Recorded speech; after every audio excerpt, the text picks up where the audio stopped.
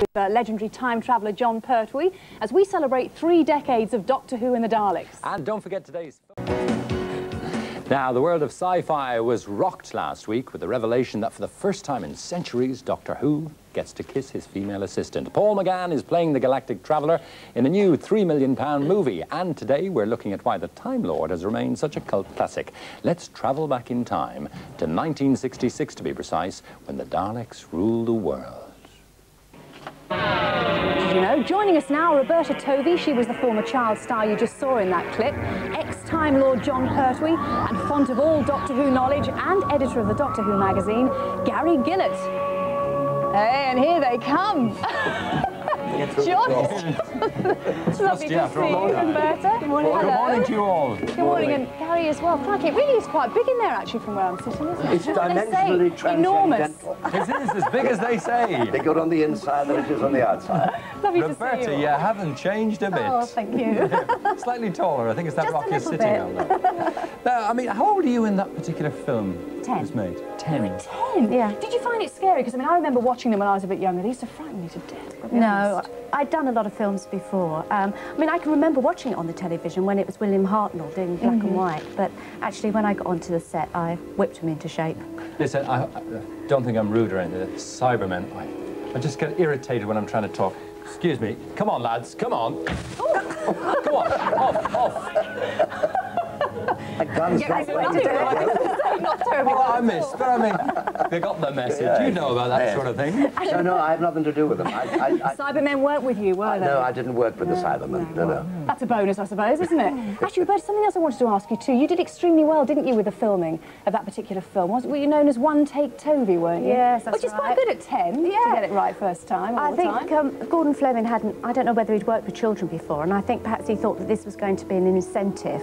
So he said to me, every shot that you do in one take, I'll give you a shilling. So we did the whole film, and on the last day of filming, he called me over and he said, this is for you, and he gave me a suede pouch with 21 shillings. And it said, to One Take Tovey, love Gordon. So after that, I was known as One Take Tovey. Well, there you are. That's I was starting a collection. I mean, after you came back and you'd made that movie and all the rest of it, going back to school and all the rest of it, all your pals very impressed with you and all you were getting up to? I went to a stage school, the Corona. So everybody was in the same? Yes, but I mean, while I was filming, I still had to do my schoolwork. There was one nice little clip I know of you in the forest, and you're running away from I don't know what. It looks like something rather interesting. Let's have a look at that clip now, if we can. Look at there's our TARDIS. And the next time you came out, you were here. That's right. Time does that sort of thing. Time flies. Just noticed that you're wearing checks there and you've got to change a frightening piece of velvet there, wasn't it? On the subject of clothes, you were a Doctor Who brought some colour, quite literally, to the screen. I brought colour to Doctor Who, yes. And rather colourful garb as well. Of course.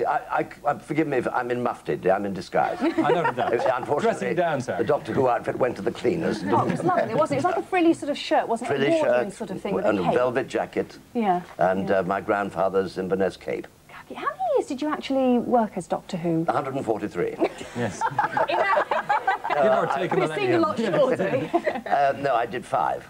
5 years, to Tom's 7. Yeah, and when you do something like that for 5 years, why does it come to an end? Because they ran out of money. Oh, I see. They wouldn't pay. They wouldn't pay up. So you did have a chance to go on for more.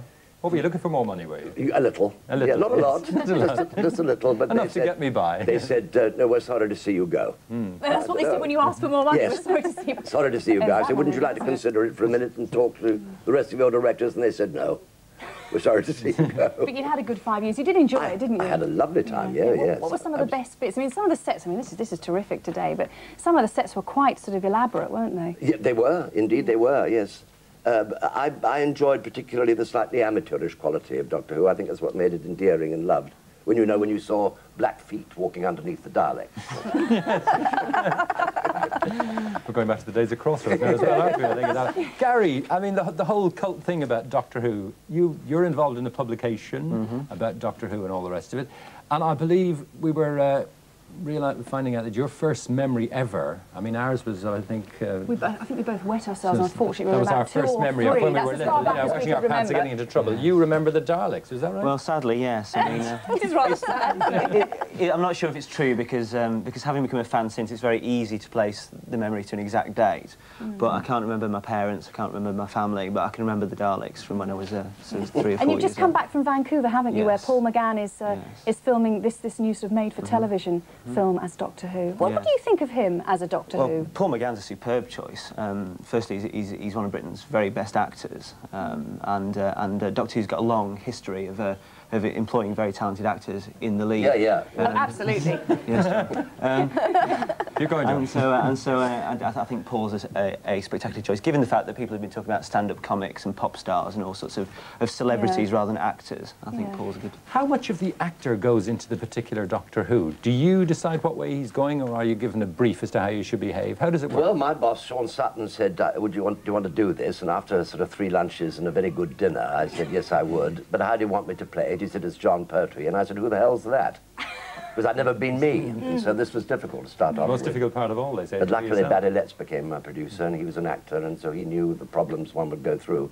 I mean, you had to be very different from your predecessors. Is it a good career move to be a Doctor Who? Has it been yes, for the period of time that you're doing it, but it's hard to get out of the Doctor Who mould. Yeah. And still is. I'm still finding troubles. Oh, you've done all sorts. Well, I do a lot of things as well. I mean, like work with gummidge for 10 years. But if I now try to get a role that I particularly like, I'd have a considerable problem getting over the Doctor Who label. Because people say, oh, no, they can't have him because he's Doctor Who. What do you think about Paul McGann as Doctor Who? And I this think it's sexy a marvellous, image that they're throwing marvellous choice, and I think sex will rear its ugly head now. The Doctor was never allowed to raise his ugly sex head. You were never allowed to kiss your assistant, were you? No, nothing like that. No. But I bet you Paul will. Well, he is, apparently, isn't he? I think that'll be the new thing. Elizabeth Sladen was your assistant, is that right? Yes, that's correct. Yes. Wonderful Liz. And did you keep in touch after the whole Well, we see each other endlessly. We all do. Apart from Tom, he goes his own way. But most of the other doctors and the companions, we meet up at these conventions all over the world. Yeah. And that's, I mean, are you still doing good business out of Doctor Who, as it were? Oh, sure. Yeah. Yeah, very good business. Indeed, I heard a terrifying rumour the other day that now the film's being made. He'll be able to tell me this. They're stopping the sale of all videos. Is that true, Gary? Well, they're sort of holding off for a short while, and then there's going to be a big relaunch. A big surge forward again. They better, because our damn income will be going down. Take all that into My pension will be gone. Yeah. But it certainly made an impact on all your lives, I would have thought, Doctor Who. And nice to know that this film is being re-released as well on video for those who, like our children, who might have been too young to have seen it first time round. That's right, in widescreen. Widescreen format. Anyway, lovely to see you out of the box and in the flesh. Lovely to meet you as well, Gary. Time for the rest of us, though, now for Lesson 7 in Child Development. And this week, Dr. Christopher Green.